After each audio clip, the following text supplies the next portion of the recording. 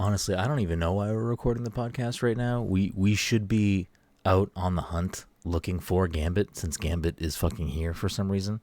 Right. I don't know why. I'm so confused by this. Like, Right, no, remember like if like this was 10 years ago, but fucking Todd from fucking Breaking Bad, what's his name? Remember he was like at the place down the street that has the underground Meth area. Damon.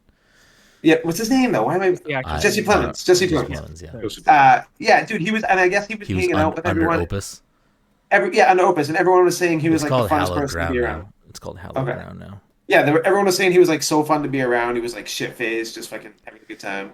Yeah, I mean, Plemons is one thing. If we fucking Channing Tatum is walking around up Yo, here, I'd rather meet Plemons than fucking Tatum.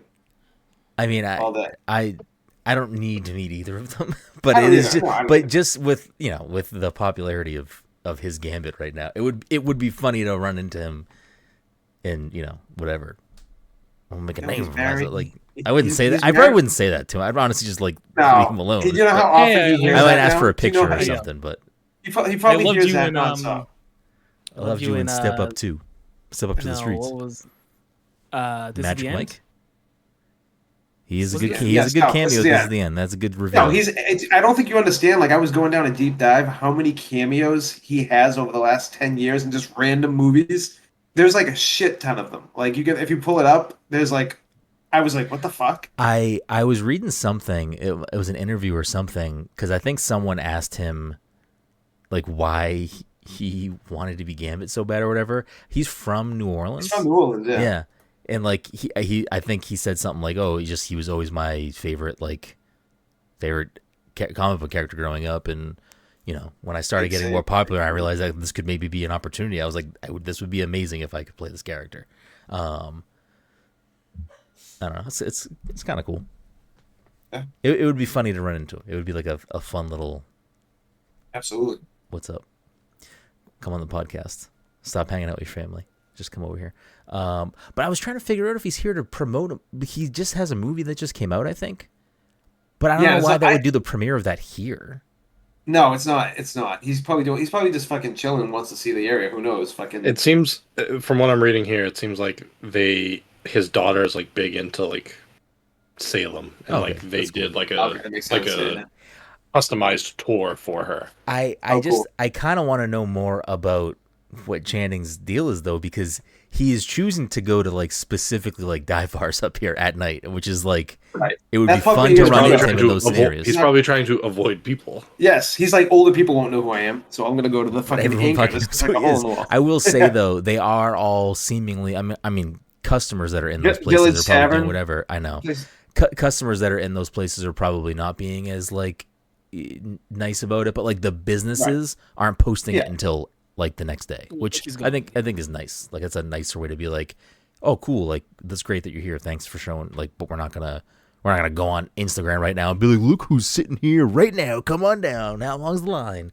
Anyways. I feel bad for Channing Tatum though, because he can't be a lead in any, like, none of the movies he's a lead in ever do well.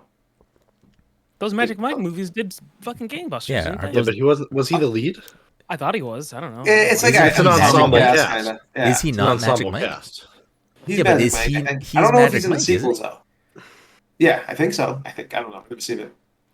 Yeah, maybe Matthew McConaughey is Magic Mike. No, isn't he just like the announcer?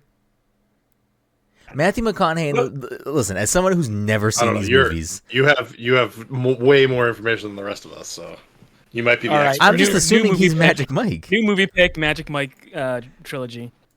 Google. Is it a trilogy now? Plays, isn't it? Magic Mike. I don't know. I remember there was Magic Mike XXL, and I remember that. Yeah, he's on it now. I don't think so. First of all, I remember that the guy from Cousin Skeeter also did a Magic Mike movie. So, Channing Tatum is Magic Mike. So I would just default to saying that makes him the lead in those movies. Like, his name is named after his character. Is that no? That's fair. I mean, you could argue that. I feel like it's an ensemble cast. But... It's an ensemble cast, but you could also argue that, like, I don't think Gatsby is the lead of The Great Gatsby. I think it's Hathaway, is it not? It's true. All right. Well, we're all speaking out of line for people that haven't watched these movies, or at least don't want to admit we've watched these movies. But wait, do you know who he's getting married to too? Yeah. Zoe Kravitz. Zoe Kravitz. Yeah. Savage in the chat is saying he is the lead, so I'm gonna default to the chat. They're lead. Okay. So I was right. So suck my fucking ensemble dick. All right. So there's a film called Chocolate City. Oh, that's right. That was Michael Jai White. Yeah. Okay. Genuine. Vivica A. Fox. So Savage said the big name actors are not as big of roles, which is what I assumed based on, again, the trailer that I've seen at some point. It looked like Matthew McConaughey was just like the announcer. So he was probably just like, making his little cameos of like announcing at the club. But I don't know how any of those moves function. But I have the cast up right now, and I just think it's funny that it lists Channing Tatum, Magic Mike, and then the next listed actor is Joe Manganiello, and his name is Big Dick Richie. I've seen a clip on social media before where he's in like a gas station dancing for like this like gas attendant lady that's behind the counter, and I'm like, what is this movie? I'm like, how do these movies review well? Big Dick Richie is funny to me because after that, everyone else's name is Ken, Adam, Dallas, Tito. It's just like everyone else just has like a nickname or a name, and Kevin he's Nash, Big Dick Richie. Yeah, Kevin Nash is Tarzan. So the Wikipedia page says the plot revolves around Adam, a 19-year-old college dropout who enters the world of male stripping guided by Mike Lane. So Mike Lane must be Channing Tatum. Correct. Yeah. But Adam apparently is like the plot device of the movie, so it seems like it is a Great Gatsby thing where it's like okay. So Adam is the POV character, like he's the audience. Yes. And we're following him around as he goes around with Mike. Okay. Interesting. Oh. All right, who's picking this on their next pick? Who's next? I'm not picking this shit. How many Magic Mike movies? At least 2. I know that there's a Magic Mike 3. XL. There's Magic Mike from 2012, and then Magic Mike XXL 2015, and then a big hiatus, but Magic Mike's Last Dance came out last year. I do feel like I remember that. Channing's not in that though, right?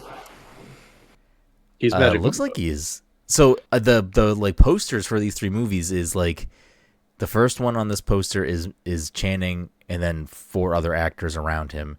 The second movie is just him in black and white. So they leaned into to Mike here pretty hard. And then on Magic Mike's Last Dance, it's him and a female. Oh, it's Selma Hayek. Is that who that is? Okay. Yes. So the 2 of them. I did not know. So Selma Hayek got remarried, or got married, I guess. Selma Hayek Penalt. Not to keep on driving down this road, but Donald Glover's in Magic Mike XXL. Really? He's like a main character. Again, are we doing a triple feature? Or like, what are we doing here? Are we changing? Are we pulling a a little QB sneak? No, what is it called? An audible? We pulling an audible right now? They got married in 2009. Who did? Salma Hayek and Francois Henry Penalt. Listen, if you but like on the cover of Magic Mike's Last Dance, her name is Salma Hayek Penalt, and I don't feel like I've never seen it written like that. I've never seen it written like that. Like even when she was in The Eternals, right? Yeah, but wasn't she just Salma Hayek in that? Yeah, or listed as that? I believe so. I mean, it might just be a case of like for like certain promotional aspects, they like her name as Salma Hayek is more of like a, I don't know. Maybe they don't want to confuse people. But like, who's this? Oh, this is someone else. It's someone else. Anyways, we had a great show for you tonight. Welcome everyone to the Pass Controller Podcast, a show where a couple of best friends talk about the latest in video games and nerd culture. Sometimes we have guests. Sometimes we talk about Magic Mike too much. Either way, we have a new episode for you each and every week. As always, I'm your host, Brenden Groom, and joining me on this lovely Friday evening is the current Galaga high score champion. Some might call him Martini Mike. Some might call him Magic Mike. Some might call him Magic Mike. Mr. Mike. Is that copywritten though? Can we call you that? I don't know if we can call you Probably that. not. Channing is here. He will come find you, Mike, and he's a, you know, I'm about to go make. I don't know if he's in the position to, you know, present the cease and desist or whatever. But yeah, I don't think I could use the name. Okay. Well, we have our own for you. You're Martini Mike. You're the anime senpai, and now you're the current global Galaga leaderboard high score champion. Mm-hmm. If I'm seeing the internet correctly. Yeah. Mr. Michael Lazar, Mike, how are you doing tonight? I'm all right. Okay. Just okay. Long Friday. Hanging in there, big guy, big fella. Yeah. Sun's getting real low. I'd argue it's probably down already. That's why I said it's real low. It's real fucking low. I'm not lying. Also joining us tonight, of course, is the Valorant never getting a new knife or bat, Todd Gary. Just getting scary. How you doing, Todd? Good. Did you know that Steven Soderbergh directed Magic Mike? I don't know who that is. He did like Erin Brockovich, fucking Traffic, Ocean's 11. Oh, so he does like he does movies based on real events. Yeah. Isn't that Erin so Brockovich based on the water treatment plant? It happened here, right? That's that movie? About I think you're thinking of the one with what's his name? Vincent Vega from Pulp Fiction. Yeah, John Travolta. That's the one around here. He's in a movie about the water around here. Is Erin Brockovich also about water? I'm not sure. It's about something similar. about the environment. Something about the environment. I don't know. Erin Brockovich, instrumental in building a case against Pacific Gas and Electric Company involving groundwater contamination in Hinckley, California.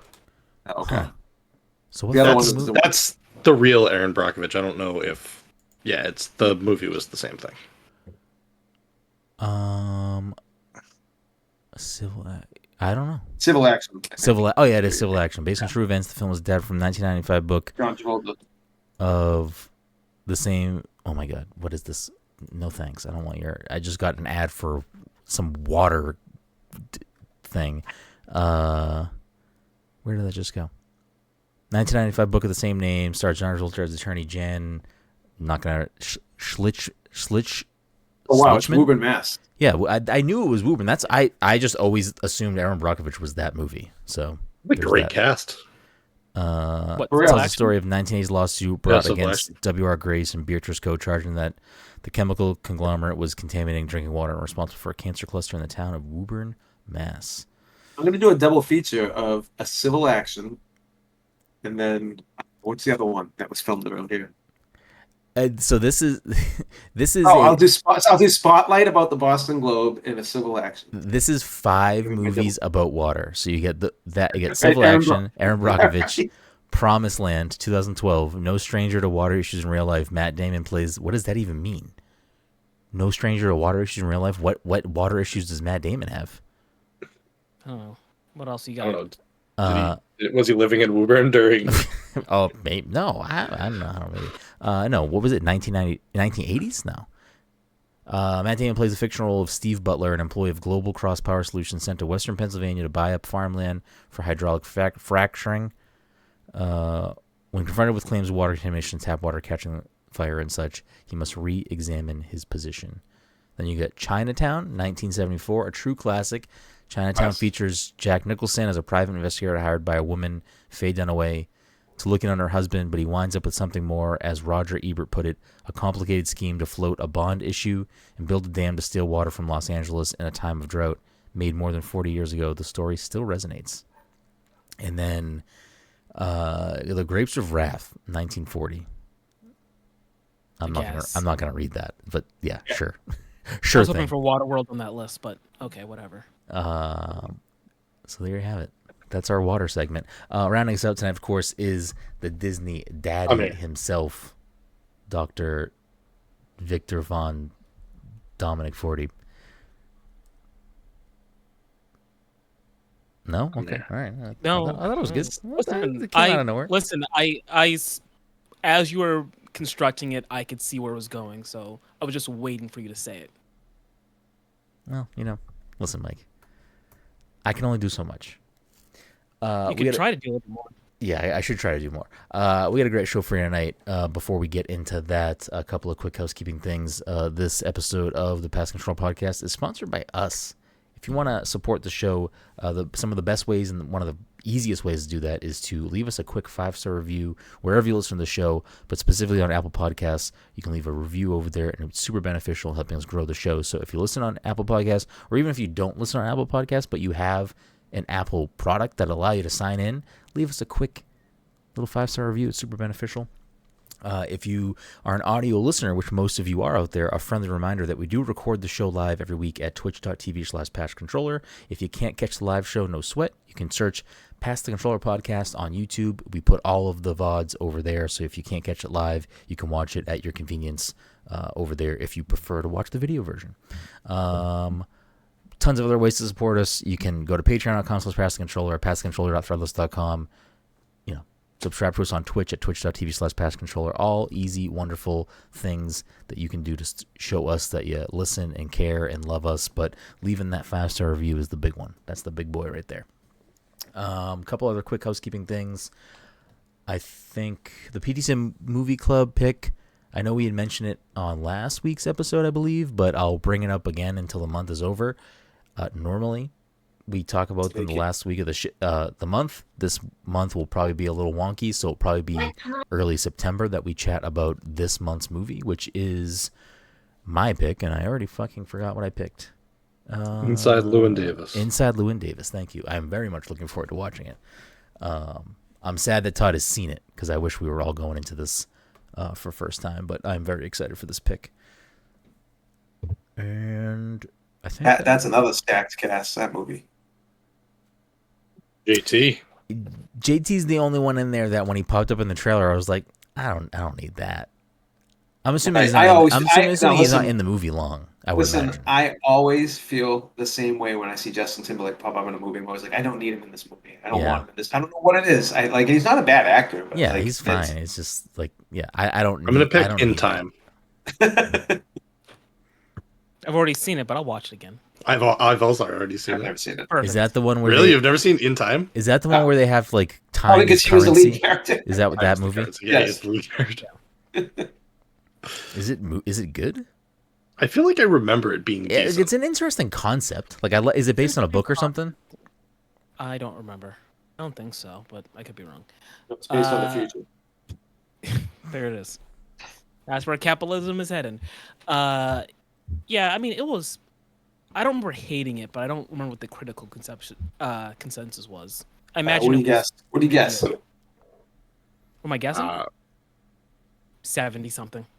Oh no. Really? Yeah. But see, 70's so middle of the ground. I don't know if his immediate reaction high. was like, no, it should be super low, or no, you should be super high. I was thinking in the 60s, and it is really. Yeah. Yeah, I knew this 47. movie was like a stinker. 47. 37. Oh, 37. That's what I meant. And then User is 51. Wow. Okay. Well, I feel like I remember it being like halfway decent. Cillian Murphy was in it too. It might have been. He was. Random. All I remember was JT, Amanda Seyfried, Olivia Wilde, and Vincent, whatever, the kid from Mad Men. I forget his name. Vincent something. Carthel. Vincent D'Onofrio? No, he's the guy that's married. I think he's married to the girl from Gilmore Girls, maybe. Oh shit! In real life? In real life.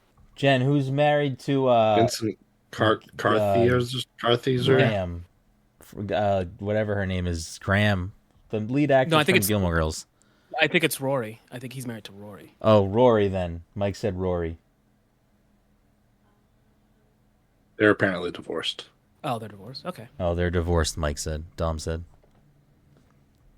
It's not really important. I think we already know the name, right? I don't even know what I'm asking. Vincent Carthy. Vincent Carthy or something? Carthy. Well, they said they're divorced. It's irrelevant. I don't know what we're talking about. I said we had a great show, and it quickly turned into not a great show. I am very sorry if you're listening to this, and you're still listening to this. We're gonna try. We're gonna give a real honest try to bounce this one back for you. I'm sorry. Listen. Talk about something important, or at least, focused. Olivia Wilde played Justin Timberlake's mother, correct? Yes. And she Dun, dun, dun, ran out of time. Correct. That's how they get you. They could have used clock stoppers, Mike. What is that item actually called? I don't know. What game was it? Like in Smash. Oh, I don't know what it was saying, from. Like, what was it? Yeah.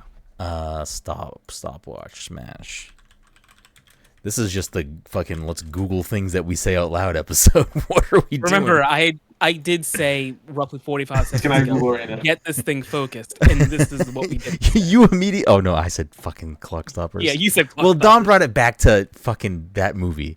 While the design of the timer is original to Smash, several items similar to the timer have appeared in games represented within the Smash series. The clock item featured in Legend of Zelda will freeze enemies on screen until users left the screen. A similar item, the stopwatch, later appeared in Super Mario Bros. 2, with the item's effect on enemies lasting for a short amount of time. A stopwatch also appears in the Castlevania series and also temporarily freezes all enemies on screen. Okay, well, I don't think it's based on the Castlevania one, seeing as how it's been around since at least Brawl, and Simon and Richter are ultimate characters. Yeah. Anyways, cool. So it must come from the movie Clock Stoppers. Exactly. They just can't obviously say that. You know what I mean? No. They used to have a voice line, and then it said, "You've run out of time." Is that what they say in that movie? Is it like a catchphrase, like "You're all out of minutes"? I don't know. I haven't. No, he goes like, "I wish you had more time." There it is. Who's the bad guy in that film? In like Clock Stoppers? Time. I don't. So here's the thing. We should write a movie called Clock Stoppers because it's actually a good name for a movie. I didn't. It is. That's why there's a movie called Clock Stoppers. Oh wait, it's actually called Clock Stoppers? I thought you said it was called In Time. That's a different movie. It's a different movie. We're talking. There's a movie called Clock Stoppers. Is that your next pick? Every time I try and picture the movie, I picture fucking what is it? Big Fat Liar. Oh shit! You know what? You know who directed Clock Stoppers? Whoever directed Big Fat Liar. Nope, Jonathan Frakes. Oh shit, Riker. Wait. Yeah. Let's derail this even further. Do you know who directed Big Fat Liar? Jonathan Frakes. Sean Levy, the guy who did. Oh really? Yeah. I don't think I know anybody in this movie. Paula Garcey is Francesca. Jesse Bradford is Zach Gibbs. Michael Bain is Henry Gates. Oh, you know where you might know. You know where you might know Paula Garcey is from. She's been in films such as Clock Stoppers. There you go. Jen said it's funny that the person you know on that list is French Stewart. Am I supposed to know Jesse Bradford or Michael Bain? Yeah, I think French Stewart's the only person I know. Let me take a look at this. Robin Thomas plays George Gibbs. Michael Bain is Kyle Reese in Terminator. Wait, let me see. Come on. Oh, okay. So I know two people. I'm trying to see. I'm clicking on other actors to see if I know anybody. I don't really know any of these people. Yeah, actually, I knew I recognized Julia Sweeney's name. Funkmaster Flex is in the movie as well, so I know him. Wait, Funkmaster Flex in this movie? Why? What the fuck is this movie? I don't know. They had a clock that could stop time. That's all I can tell you. The feeling that French Stewart was the bad guy, or he was the guy that gave them the clock stop. I was at 96 on Rotten Tomatoes. Clock stop. Jesse, Mama Vitelli in the chat said Clock Stoppers is the GOAT, so it seems like we got to watch Clock Stoppers at some point. I can't say. You said 96. I was like, there's no way it's a 96. How bad is it? I can't. Jesse Bradford. Yeah, go ahead. No, go ahead. What you're gonna say is better. I think. Jesse Bradford. I think he was the love interest in Bring It On. I have seen Bring It On. It wasn't better, Brenden. Go ahead. I mean, mine's not gonna be any better. I cannot. Anytime I think about French Stewart, which is never, but whenever I do for any reason, if he comes up in some way, like right now, I can only ever picture Jimmy Fallon playing French Stewart on Jeopardy on SNL. I think that was Chris Kattan. I don't even know. Was it Chris Kattan? I could be wrong. It might have been Jimmy Fallon, but it was definitely one of those two guys. Yeah, it was definitely one. I mean, it would have been. I think. Chris might have been gone by then. I'm trying to think who else was on that episode. or on that like sketch. I want to say no, that doesn't make any sense. French Stewart SNL Jeopardy. This is a fucking terrible episode of this podcast. Like this is a real write down a number, and you wrote down 3. The combination Google of 3 episode. and Oh no, I was right. It is Burt Reynolds is on it, so it's. When Massachusetts. That's gonna play noise. Whoops. Okay. So someone you just got it with a $sign next to it.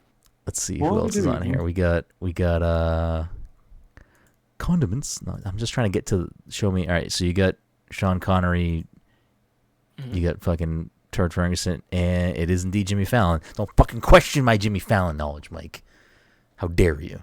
I'm sorry, I forgot how much Brendan loves SNL. I'm retroactively changing my pick to Fever Pitch. Are you a Jimmy Fallon fan? Because I like Jimmy Fallon. Jen and I had this conversation recently because I think I would just always say, no, I think Jimmy Fallon's funny. But if I ever see a clip of The Tonight Show, I'm like, Jimmy Fallon is not fucking funny anymore, at least. But on SNL, I think he worked well because he broke all the time. I think he's funny on SNL because he breaks all the fucking time. And I think it's funny when they break on the show because they don't often do that. But whenever he was in a sketch, I know, that's what I'm saying. Like it was just because I feel like he would break, and then you'd have like fucking Horatio Sands like trying so hard not to break because Jimmy's fucking losing his mind, and he's like trying not to laugh. It's funny when that happens. You never see Keenan break. Again, I watch SNL unfortunately every week. He broke recently, and it was pretty funny. I feel like I've seen him break a few times. For the amount of times he shows up in sketches, which is almost all of them, he like his percentage of breaking is pretty low. Granted, a lot of times I feel like they throw him onto a sketch to just like the camera pans to him and he's just like, like they throw him in there to try to get a sheep laugh pretty often. Anyways, what the fuck is this episode? Yeah, he did PR escargot. He did do PR escargot. I don't think I needed that, to be honest. Did any of you find that funny? The Olympics thing. It was a nice nostalgic callback. Yeah, nostalgic. I guess I just didn't. I didn't need it. Like I wasn't watching that to begin with, so I wasn't anybody that was clamoring for him to do it. Wasn't it on Kevin Hart's show? Wasn't it even not? It wasn't on the Olympics, was it? I wasn't watching Olympics. I wasn't watching Kevin Hart's show. I don't watch that either. So I don't know. That's all I got. Okay. We have been completely derailed. What were we actually talking about before this all happened? You were about to introduce us all. Stop. Nope. No. We're not one of those episodes. We're not a 30-minute. We finally are done with the introduction, so we don't have to worry about that being the thing that's weighing this episode down. What was your movie pick? Being John Malkovich? No. Can we watch that seen instead? it though. No. What do you mean? Inside Llewyn Davis looks amazing. You don't think it looks good? It looks fine. Well, you don't like music, Mike? No, I don't. Like a big Justin Timberlake guy. Well, good news, Mike. Good news. Your boy pops up in this film. He also pops up in The Social Network. Let's watch that. I don't know if that holds up. I liked it when it came out. Oh my god, are you kidding me? No, I don't fucking know. What do you mean? Are you kidding me? Like I have like movie ready to like. Yeah, actually, Todd's right. How could I like? No, that's like a top bad tier. Movie taste. I can't even trust you. That is a fucking classic. It's so good. And the score by Nine Inch Nails is so fucking good. You just like it because it takes place in Massachusetts. He's crushing. Yeah, Trent Reznor is crushing. You see, he's doing the music for Tron. Yeah. That trailer made me actually kind of excited, and I fucking hate Jared Leto. Did they give a trailer? Yeah, it was like someone was holding up a phone. Okay, yeah. I haven't watched that then. What is even happening right now? What video games? Mike, what'd you play this week? Nothing. Perfect. All right, Trent Reznor. Todd, what about you? What are you playing this week? What do you got going on over there in Todd? I started SteamWorld Heist 2. What are your thoughts on that? I love it so far. I just fucking haven't had time to play it because I've only been playing Valorant to try to finish off the season. But no, it's good. I like it. I'm also trying to finish Spec Ops: The Line because everyone talks about that game like it's like a hidden gem. That's such a when did you start playing that? That's such a random thing to pull out of your pocket right now. I was playing it a while ago, but I was having issues with the 360 going. This was like 6 months ago. I was like playing it. Because it's always on people's like list of like hidden gem games. I do hear people bring it up a lot. Yeah, not like bring it up a lot, but like people will mention it's like I love that game. It's a fantastic game. Yeah, no, it actually holds up. The game holds up pretty well. Graphics are kind of like whatever, but like yeah, it's fun as hell, and it's quick moving and everything. More my style of game. I already know the ending. It's kind of spoiled for me, but yeah, I should finish it. I think I'm at the end right now. Interesting. Yeah, dude, it's seamless though.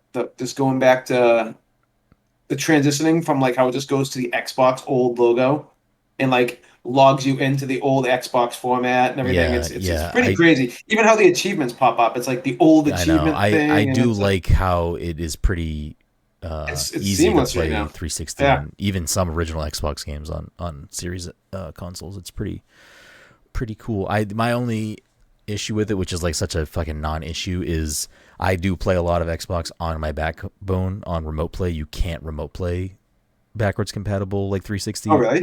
You at least cannot do it with OG Xbox games, because I was going to start the original Psychonauts recently because I've never played the first game, and I went to start it on my backbone in bed, and it was like, you can't do this, and I was like, oh, what the fuck? So that'll have to be a sit at my computer engagement. I do want to play that at some point. I love the second game so much. I don't know if Jesse's still in here, but Jesse's #1 Psychonauts 2 fan on the planet. So, and I'm number 2. The only downside of Psychonauts is there's no achievements for it because it's like one of the OG original games. Xbox games. Yeah. But I still want to play it because the second one's so fucking good. Yeah, the second one is a fucking classic. It got robbed. Should have been Game of the Year. It really did. I agree. What won that year? I feel like we had this conversation recently, me and Jesse and a few others. What year did it come out? Was it 2020? Sounds about right. 2021.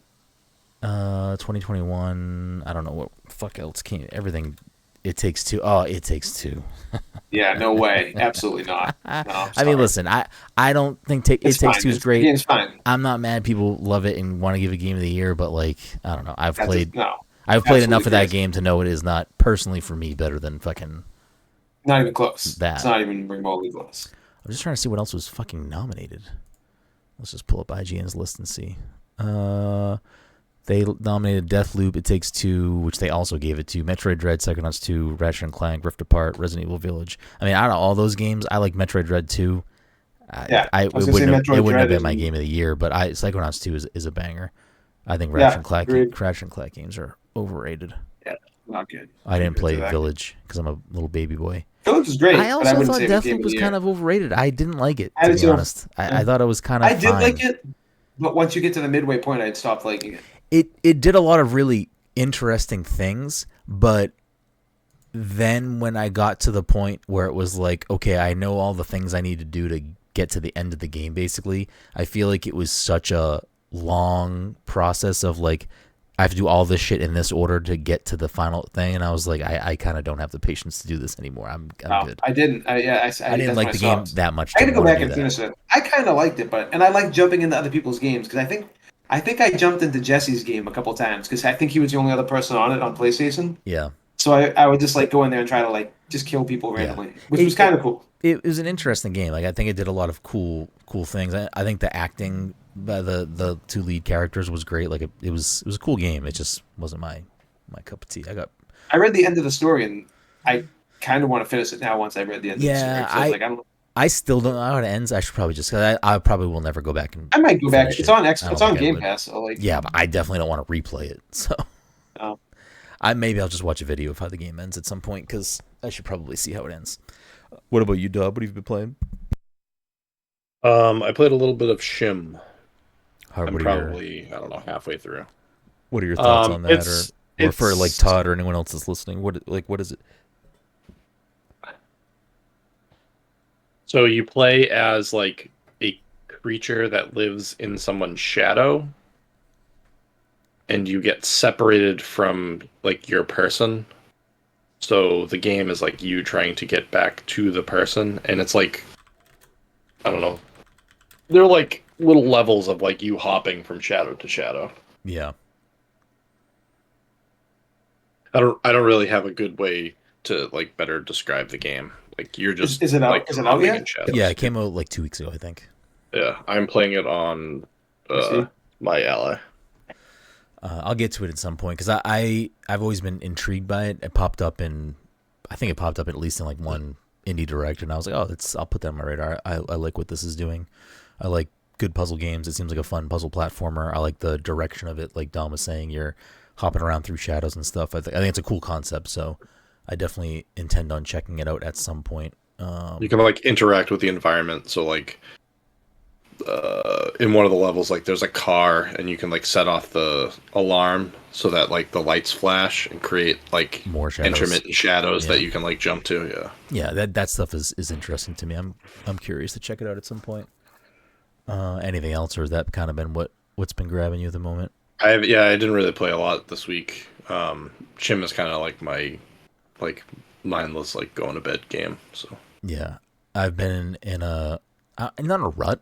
There are a lot of things I actually want to play right now, but after doing like 3 very quick succession back to back reviews of a few different games, which we've talked about on the podcast previous episodes. My written reviews are over on pestcontrol.io. You can check those out if you missed the episodes or want to read what I had to say. Enjoyed all those games. Fantastic games. SteamWorld Heist 2. Thank goodness you're here, and Arranger. All fantastic. But I needed to press pause for a second on like being told what I need to play. Also knowing that there are some things coming out soon that we are trying to get access to, maybe do have access to. I have no idea. I can't talk about that. But knowing we were going into kind of a more heavily increased release cadence of things that we were trying to play, I was like, I'll take a minute to just like not really jump into something, not try to bang anything down, because I've been slowly playing Thousand Year Door Remake on Switch, which I like purposely paused. I was like, I don't want to pick this right back up because I'm going to have to put it right back down, and I'd rather just like have more time set aside dedicated to have play that in bigger chunks and get through it. But so I've been besides from like Valorant and Fortnite and just like other things that easily weave into the our play schedule to do stuff, I finally opened, because this was on the back burner because of other things that I had to play for review. I finally opened the NES World Championship. I don't even know what the actual game is called. The NES World Championship thing that came out for Switch. You've played it yet, Dom, or no? Mine is still in its case. So I've for certain things, especially Nintendo stuff, like I know for the most part if they're putting something out that is of interest to me or not, or if I'm going to take a shot on it or not. So I like what this was already seemed like something that I would probably enjoy or at least want to play around with. So I know it's had some like mixed conversations from what I've seen from just other people I know talking about it, or other podcasts or something that I've listened to. And I completely understand certain people's issues with it, and I do share some of those same things. But it's a weird thing of, I don't think I would recommend this game to anybody. I would look at what the game actually is, which I can, I guess, kind of explain. And if that concept is of interest to you, then you might enjoy it. But it's like a weird thing for me to sit here and be like, it's such like a very specific type of thing. Like, it is essentially mini speedruns from a bunch of different NES games. And it's like the way that the game is broken down is, you'll have the list of all the different games that are in it. It goes from Mario 1, 2, 3, Lost Levels, Metroid, Kid Icarus, Kirby. There's a bunch of different games in there. Balloon Fight, Donkey Kong, a couple more. And each of those games, it'll start you with a easy challenge, speedrun challenge, and then it will slowly ramp up in difficulty. And you play them, unlock them. You get scored based on the time you finish with. It's an interesting little like if speedrunning is of interest to you, and speedrunning of old games, it might be something to check out, because I think it does. Like, it's not a perfect thing, but I think it just does an interesting little kind of snapshot of speedrunning and like teaching you that. And it's the way that it's presented is kind of like mini games, because it's like essentially like you're playing things that are taking, some things are taking you like 3 seconds, some things are taking you 25 seconds, some things might take you a few minutes, and it's like it's really bite sized in a way that is a perfect for me, like lay in bed try to beat my scores. Because there's not much else to it than that. Like, there's some interesting things in there if you're, if you want to like look through the lists of NES games they list in there, and like the fun little, taglines you can add to your profile and stuff. Like, there's little things in there. You unlock pins if you get A rank or higher on a challenge, so you can like pick a pin to represent your profile. But there's not a lot there. But if you like what it's doing, I think it's, it's good enough. The biggest thing that I've seen other people complain about, and it's probably my biggest complaint too, is that there's no leaderboard, which I think is really silly, because the game is you just trying to continually get a high score, get your best time on these things. And the only way the leaderboard comes into play is, so there's speedrun mode, which is all of the challenges. You don't have them all unlocked. You have to unlock them. Every time you beat a challenge, you get coins. Opening a new challenge costs coins. There are a few other ways to earn coins, but basically just playing and replaying is how you get more coins, and that's how you're going to continue to open it up. So there's the speedrun mode. Then there's the challenge mode. I forget what it's called. The next mode is there's a silver and gold challenges, and it puts you in a thing of 4 different challenges that are different speedruns from the speedrun mode, and it plays. You play against 6 other people, but you're not actually playing against them. You're playing against their best time on those challenges. So you're just playing like someone else's high score. And you have to, on the first section, the slowest 4 people get eliminated. Second section, the bottom 2 people get eliminated. And then it's you and the top score fighting for the top score. And that's all it is. Like, it's just you're beating other people's high scores. There's a gold version of it that's a little bit harder, so people with better scores. And then there's the World Championship mode, which I think rotates every week. So every Monday, it flips into a new set of 4 or 5 challenges. And you can keep playing them as much as you want to bank your highest score. And when the week resets on Monday morning, it'll put your best score up against everyone else that played in the World Championship. So that's the only leaderboard thing that's really there, is every Monday on the reset, if you played the World Championship mode that week prior, it will put you up against the globe that played it.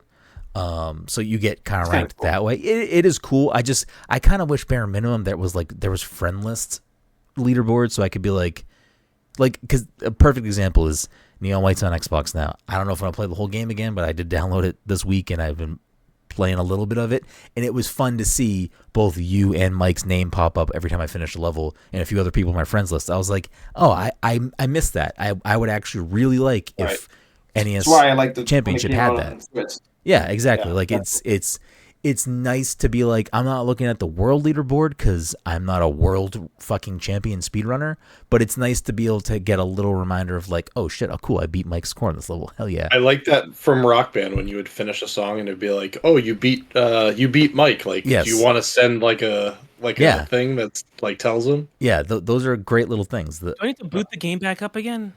Yeah, you're gonna have a whole list of fucking songs that I beat you in. Well, obviously, because I only have the drums. I can't do anything else. I have to boot up fucking Neon White again. Not really. I don't care. I got my aces. I wasn't playing for aces. I was just like, I haven't played it since it came out. It's on Game Pass. Let me just hop in, a nice little relax, noodle around on it a little bit. Even if I play through the whole thing again, I don't foresee myself getting aces on everything and getting all the presents and doing all the side shit, which I already did all that on Switch. I don't need to do it again. But back to NES World Championship, it would be nice to have that at bare minimum of just like, I can see what other people on my friends list are getting for scores and stuff. Because I think it would give me a little more motivation too, to be like, fuck, they did it like, a second quicker than me, 2 seconds quicker than me. I got to figure out the movement pattern to get that down. So it's interesting if that is your type of jam. The other thing that the leaderboard does too on the weekly reset, if you do the championship thing, it will tell you, I think it tells you where you land for everyone that did it, but then it will also get a little more granular and it will tell you where you stand up against people that were born the same year as you. So like it'll rank you against other people that are the same age as you. So born in '89 for me, well, for three of us. So it's interesting. So I actually am looking forward to this Monday's reset because I do have a little bug where I'm like, can I get to the top spot? Can I get in the top 10, top 20 of my birth year? You know what I mean? I think that's an interesting little mechanic to kind of push. But I mean, outside of that, that's really all the game is. It is just that. I'm very close to have beating all of the challenges. I probably would have already done that actually. I just don't have enough coins to unlock everything yet, and I don't want to just farm. I'll just kind of play as the Monday reset happens, so that way it kind of extends the life of the game for me a little bit, because once I do beat all of the challenges, I might try to get all the pins, but again, outside of that, there's not a whole ton there, but I like it for what it is. I mean, it's definitely a game that appeals to me, so I'm enjoying it. And as someone who likes the NES World Championship stuff, and I liked what they did when they brought it back in, what year was that, Mike? 2015? That's a great question. I'm sure I could find a picture on Facebook. Yeah, I mean, the year that I think they brought it back twice now, but the first year that they brought it back, they had a qualifier in. I don't know if I've ever told. I have had to have told this story on the podcast at some point, but they brought it back, and they had, I think, 4 qualifiers in the U.S. One of them was in New York City. I was like, this is my fucking time to shine. Like the way that you basically, it was the NES remix game for 3DS was what it was, and I'm trying to remember. I think you play a level of Super Mario Brothers 1, a level of Super Mario Brothers 3, maybe Tetris or something else. I forget what the third game was, and then it ended with Dr. Mario. And the way that you beat Mario 1 and 3, I think, was get 20 coins or something, get 30 coins.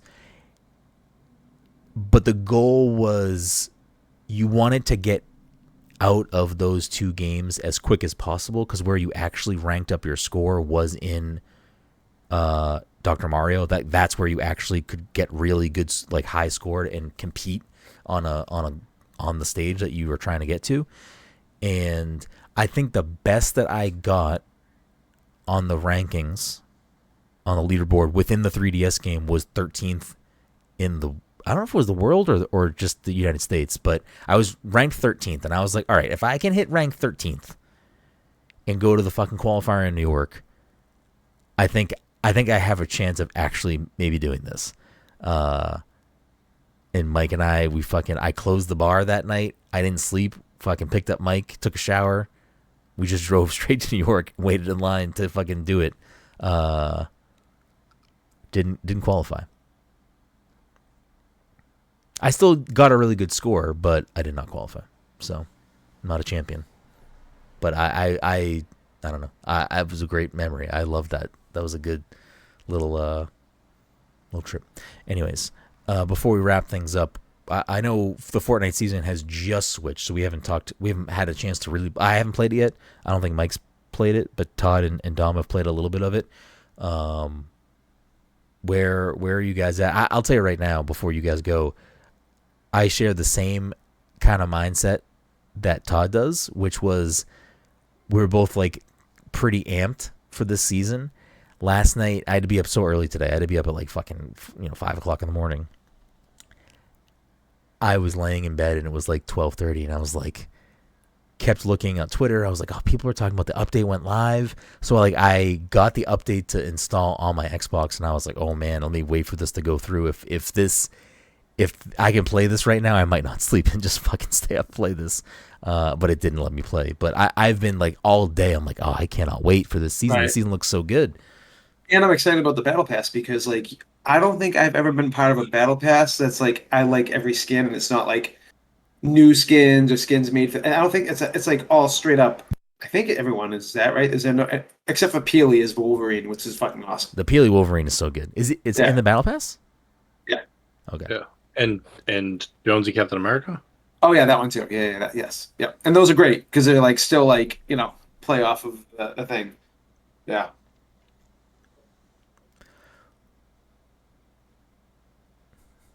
Cool.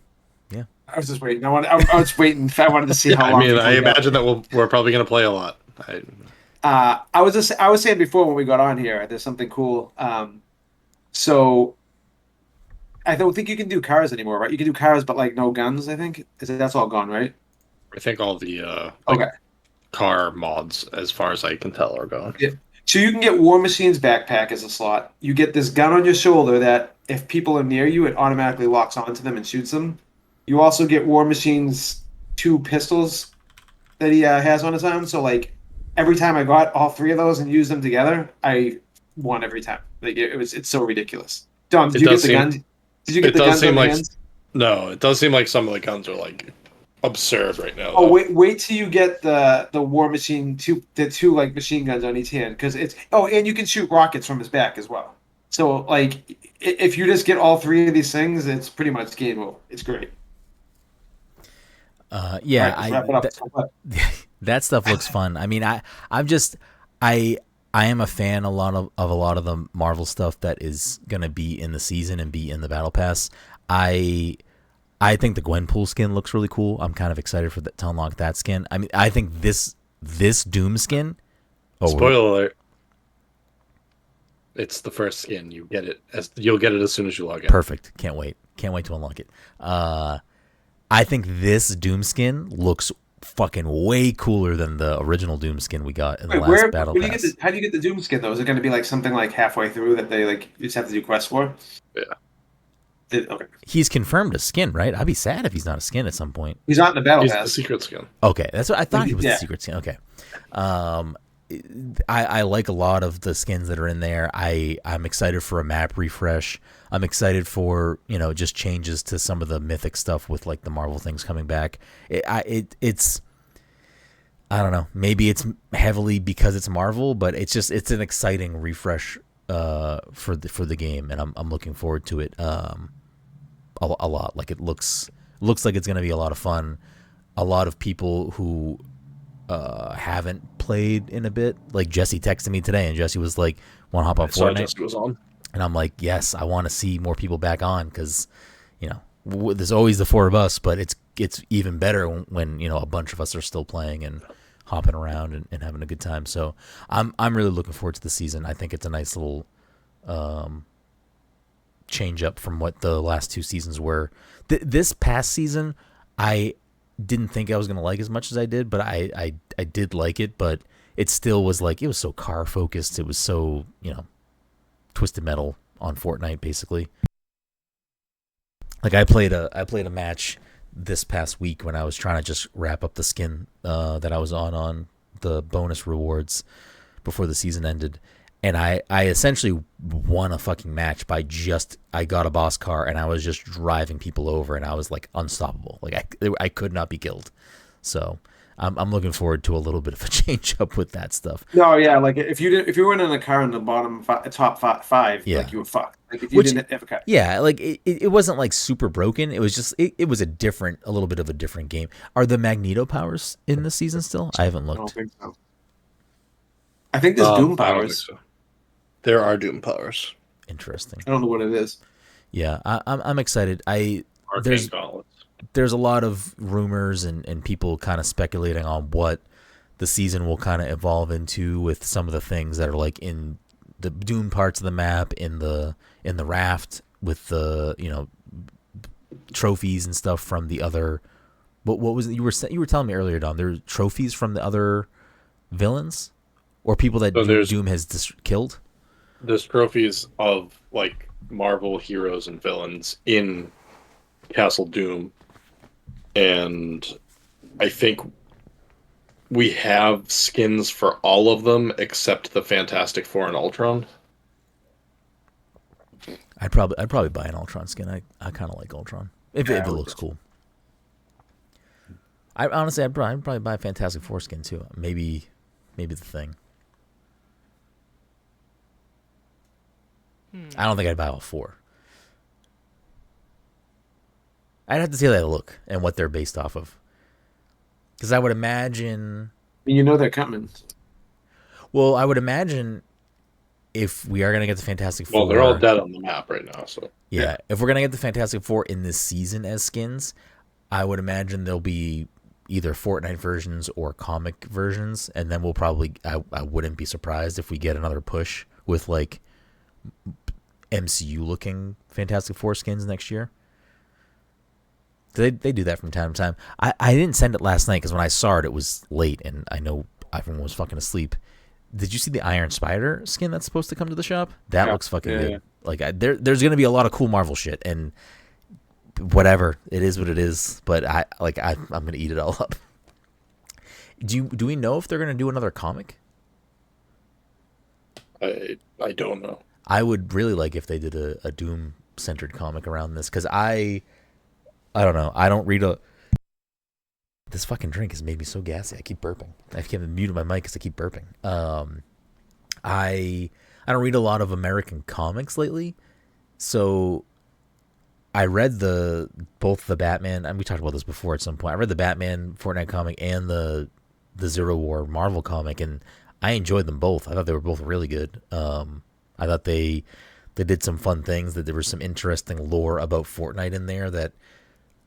It was just cool to see kind of like why Fortnite exists and like what it is, like the island and stuff. It was an interesting thing to kind of flesh out, and I wouldn't be mad if they kept telling more of that story through Marvel, just because it was.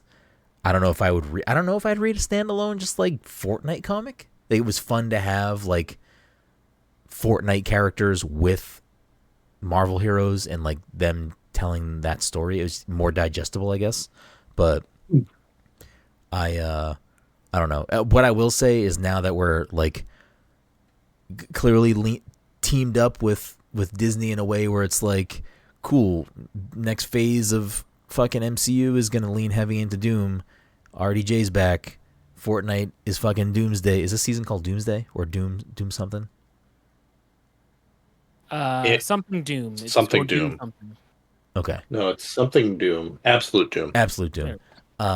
It got me thinking, like, I've always liked Doom as a character, but I don't, like, my interaction with Doom is not direct. It's usually, like, in other things. And I don't, I know we talked, maybe I just talked to Mike about it.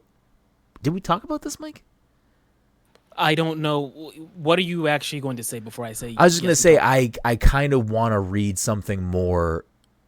I want to like know where to kind of go, and like I want to read a good Doom story, because I have never engaged with like a Doom specific thing. Like my biggest, me and you definitely have this conversation in person. We were talking about Doom. I don't know if you had said specifically like, oh, I need a Doom thing, but I think it was the day that I grilled, because now that I'm thinking about it, I was like, I feel like we were just in the yard and it was very hot and I was drunk. I know at some point I had mentioned the comic book that I showed you earlier. I was like, oh yeah, I have. I've never gotten into like actually reading the whole thing. So if any of you have like legit Doom, like, oh, this is a good fucking Doom run or good Doom fucking comic, I might go pick something up, because I don't know if people talk highly of the infamous Iron Man stuff. Secret War 2? Yeah, the second Secret War stuff is like very Doom centric, from what I've been told. I mean the comic. Oh, or is it Secret War 2015? That's what it's called. Well, it's called Secret War. And then it came out in 2015. And then, yeah. It's like Godzilla 2000, if you want to talk about that. I, like, my biggest interaction with Doom, aside from, like, something in a video game, is reading Infinity War, which he's a big part of that, which is, like, always, after reading that, I still love the Infinity Saga, but it sucks that we didn't have Doom for that, because he's such a good character in that story. So it kind of always made me be like, oh, shit, like, I should read something Doom, because I don't know. I guess there's probably a good Fantastic Four run that would be Doom centric, but I've also never engaged with Fantastic Four on that way, so I don't know. They are the four. If anybody has recommendations, either on the podcast or listening out there, feel free to let me know, because I'm interested in picking up the right story to get a little bit more Doom in me. I was listening to, I was all doomed up fucking thinking about Fortnite today. I was listening to MF Doom this morning. Like, I went through like his whole catalog on my drive. I was in the fucking car for so long. So I was driving around with a full Doom on. I was doomed up from the boom up. Anyways, are we done? Is this all we got? We're all itching to play Fortnite now. Dodge trying to unlock fucking skins. I want to get fucking an MF Doom skin now. Right. Well, I was listening to something, and they were. Oh, go ahead. No, I was gonna say, have you seen the video of someone if the new Doom movie that comes out, the Avengers, whatever it's called, if it doesn't open with this song, then what the fuck are we doing? Yeah. And it's an MF Doom song, and it's so good. Yeah, that's literally what I was gonna say. I've heard multiple people say it on podcasts, and I've seen other people tweet about it. It's if any of the Doom related movies that come into the MCU don't have MF Doom, at least one MF Doom song, it's what are we doing? I mean, it's kind of wild that Iron Man had Tony Stark in the background because Tony Stark always Ghostface Killer always called himself Tony, Pretty Tony and everything, and he's when they're in the plane, it's his music in the background and everything. It's kind of crazy. Even if it's just something like that, it should be there. It deserves to be there. I mean, I never bought one. I should go to Harrison's and see if they still have one. I know me and Dom talked about it in a recent Doom comic that came out. When MF Doom passed away, the first page was a tribute to MF Doom. So, I don't know. Fucking comic books. Before we wrap up, as we do with every episode, we'll play the game. But before we get into the leaderboard and talk about that, just a friendly reminder, thank you so much for listening to this week's episode 433 of the Pass the Controller podcast. If you're a friend of the show, fan of the show, you want to support the show, like I said at the top of the show, easiest way to do that and the freest way to do that is leave us a quick 5-star review on Apple Podcasts, Spotify, wherever you listen to the show. Super beneficial. It helps us continue to grow the show in very meaningful ways when you do that. So if you take the time, if you haven't done that yet, to do that, it would be super, super helpful. If you're an audio-only listener, just a reminder that we do record the show live every week at twitch.tv/PassController. If you can't catch the live show, no sweat. You can just search Pass the Controller Podcast on YouTube, and you can watch the live show recording there. We keep them all archived over there, so if you miss it live or you want to revisit it or you want to see our ugly mugs talk about all the nonsense we talk about, you can head over there and do that. You can find everything we do at passthecontroller.io. It'll have links to the podcast, stuff we write, stuff, drinks we make, things we put on YouTube. All that stuff is easily findable over there. If you have bucks and want to spend those, you can easily support us by going to twitch.tv/passcontroller and subscribing to us there. You can go to patreon.com/passcontroller, becoming a patron. Go to passcontroller.threadless.com and get some swag. But really, we just appreciate if you leave us a 5-star review. It's super helpful. So anyways, without further ado, the leaderboard for the year is Dom still in the lead with 42. Todd in second place with 33. Mike in third with 30. A couple of guest points on the board, but guests are not here today, so we don't need to talk about the guest leaderboard.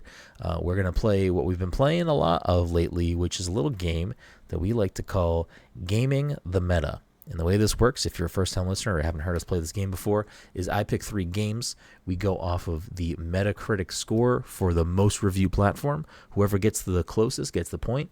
If somebody gets a bullseye, they get double points on that one.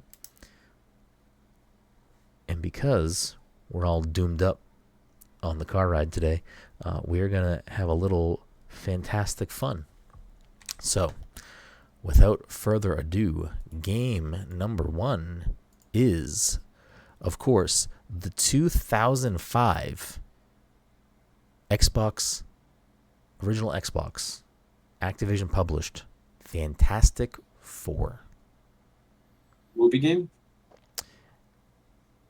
It has the movie actors on the cover, so I'm going to assume that it is based off of that story at least. Mm-hmm. It was available on GameCube, PC, PlayStation 2, Game Boy Advance, and Xbox. Xbox has the most reviews, so we're going to go off of that score. I never played this game, and I feel like I played pretty much fucking anything that came out, so I feel like this game had to have been bad. Maybe I'm wrong. Will take us away. What do you think? What do you thinking? What do you think? Fantastic Four, 2005. Fantastic Four. I'm gonna do a 65. Todd is gonna lock in a 65. Dom, what are you thinking? I was gonna say 60. Dom's locking in a 60. It's gonna be 49 probably. Mike, what are you locking in here?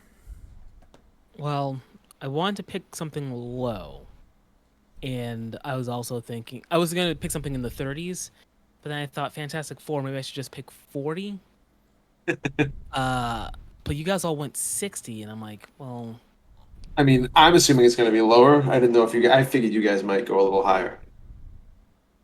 I don't know. You know what? 44. There you go. I think Mike's going to take that home. So Mike's going 44. Dom is a 60, and Todd is a 65. 2005's Xbox review score. Actually, we'll go with the rest. GameCube had a 61. Game Boy Advance had a 57. PC had a 63. PS2 had a 64. And Todd was the closest because Xbox had a 62. Wait. Oh, I'm sorry. Yeah, no, Dom is closer. Dom is closer. For some reason, I thought you had said something lower, even though I wrote down 60. Thank you for... In my head, I was just trying to make that math work. Thank you for taking care of that. We are now going to pivot to 2007's Fantastic Four: Rise of the Silver Surfer. Oh, God damn it. Ooh. Let's see. This game was reviewed on the PlayStation 2, the DS, the PlayStation 3, the Wii, and the most reviewed platform is the Xbox 360. So, Dom, with those big boy points from the first one, what do you think in the Rise of Silver Surfer took in on the Xbox 360? I'm going to drop 10 points to a 50. Okay. I'm going to rock a 50. Mike, what are you thinking? What are you thinking over here? I'm thinking I should get this game for the DS. You told me he's on the DS. Can you imagine? I couldn't even imagine. It's probably in the 30s again on that. I'm going to stick with my 44 strat. Okay. It's bound to play. I thought about doing it. What did Dom say? Dom 50. said 50. Mike said 44. What are you locking in, Todd? I mean, can it really be that much lower than the fucking original? I'm going to go... Who's to say? I did just watch the trailer. 55. The movie is worse. 55? 55. Oh, wait. Yeah, 55. Good. Well, Mike's strat might be paying off. It has a 44. And Mike said 45. On the PS2, it has a 36. Mike definitely said a 44. Mike said 44. Definitely said my strat of 44. Yeah, I said Mike said 44, and the score was 45. Oh, it's 45. Oh, you said it backwards. You said it backwards. Sorry, yes. You said with a score of 44. Mike said 45. Oh, well, yeah, Mike has the point. Yeah. It was a 45. PS2 had a 36. Who? Andre Bronner, Captain Hook. Oh, really? Yeah. He was Well, who do you play? I don't know, someone in the military. PS2 had a 36, DS had a 35, PS3 47, Wii 39, and 360 with that coveted 45, giving Mike a little bump on the points. And I thought I had a third Fantastic Four game here. Is there one based off of the 2015 film? Was it 2015? Let me dig a little deeper. Yeah, there is 2015, but I don't know if that has a game based off of it. I don't think so. The Winston got cast as Robbie for Spider-Man Noir. No, I haven't even looked at the cast list. Who did? Winston Morse? from Lamar Morse. From what? From New Girl. I'm curious if they play that, like, if they like stick to straight noir. I would imagine they would. Because it's all taking place in his universe, right? All right, we're going to pivot a little bit because I guess there isn't another. No, they definitely didn't make one the most recent. So I believe we've done Ultimate Alliance, so I am not going to do that because I think we've done those games before. Right? Yeah, we did all three. Yeah, I think we did. I know we did one game. We did all of them. I know we did. Black Order. Yeah, I'm pretty sure we've done. I'm pretty sure we've done Black Order for like back of the box. I think we've done Black Order for everything. Yeah. Okay, so we're gonna pivot and do Lego Marvel Superheroes for the 2013 game. we're going to do the Xbox 360 score because, again, it is the one with the most reviews. But this was also available on PS3, Wii U, PC, PS4, Xbox One, and Switch. So we're going to go off of the 360, 37 critic reviews. What a shame, man. 360, Xbox used to be the leader in fucking reviews. Now they can't even fucking get reviews half the time. That's what happens. What are you thinking, Mike? You sticking with your strat here? It shouldn't work for this. What was the game again? Do it, Mike. Lego Marvel Superheroes. Lego Marvel Superheroes. No, I think this is going to be... No, stick with your strat. 244. I think this is do it backwards. Oh, okay. Yeah, what's backwards of 44? 40... 88. Let me do 80, like 82. 82. Okay. Tom, what are you thinking? What are you thinking over there in Legoland? I was thinking low 80s too. I guess I'm gonna go.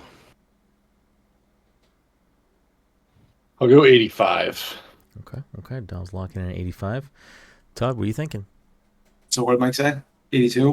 85? 85. Going 80, baby. Going 80, baby. Well, Todd just straight up said, I'd like double points, baby, with that bullseye. Yeah, you got an 80. Let's go. It has pretty well reviews across the board. 82 on PS3. I knew it did. 82 on Wii U, 80 for 360, 78 PC, 83 PS4. Not enough reviews on the Xbox One version, but that might just be because it might just be the same version for 360. One of the few Lego games I actually liked, and I bought them all for the kids. Most of them suck. And a 79 on the Nintendo Switch. So that'll off do topic. it. Let me pull up. Go ahead. Yeah, off topic. Skyward Saga sucks. Like, I don't know if you guys played it. Do you guys like it? Skyward Saga? The Legos Skywalker Saga. Oh. It's not good? I thought it was terrible. I'll defer to Dom. Dom, is it not good? I honestly didn't play as much as I would have liked to. All right. Well, you know what? We're doing a bonus fourth game. Skyward Saga. Does anyone know the scores for this? Don't pull it up. No, I was just going to pull it up though. Don't pull it up. Skywalker Saga. April 5th, 2022. We're gonna go off the PS5 reviews. That's the most. I saw this earlier, Mike. Todd, what are you thinking? What are you thinking, Todd? Skywalker Saga. I feel like it reviewed well, but not like insanely well. I don't know, Todd. You just said it's not good. You said it's pretty trash. I don't think it's good. No, I feel like people found it was okay though. Ugh, fuck. I'm either going 78 or 85. The question is, where am I gonna go? Yeah, you gotta pick one. I can't pick for you. Flip a coin. You know what? I'm gonna go 83. Todd's gonna not do what he said and pick a whole different. I'm gonna do the opposite. 100%. Mike, what are you thinking? Skywalker Saga. Skywalker Saga. 2022. PS5. PS5. What do we got? Palpatine's back, Mike. Like a 53, Mike, maybe? Yeah, something close to that. So maybe like a 87. Dom, take us home. We got 83 and 87. What do we think? I'm gonna go 80. Gonna go 80? I think that's like the safest bet. Watch it actually be 55. 44. 78. Not a bullseye this time, but Todd again the closest. It is an 82. Todd said 83. So Todd just gamed the system there. He was like, "Oh, I hate this game. Let's do it. Let's add it to the mix." So that'll end the week with Todd at first place now. It's took over first place. What did it say? It's crazy. So Todd is at a 36 now. Dom, damn, Todd had the most this week. Dom has at 1 point. Mike has 1 point. So that puts us at Dom still in first with 43. Todd in second with 36, and Mike in third with 31. So that's like 2.5 weeks to catch up in getting everything right. To get close. No, because we get into the end of the year. We'll probably do one more little bonanza, but you're gonna have to come with your game hat on if you want to take a shot at the king, because Dom has been dancing through this year seemingly unopposed. So we shall see how the year shakes out. But like I said, do all those lovely things to support us. We appreciate you. Thank you for listening. We will see you next week.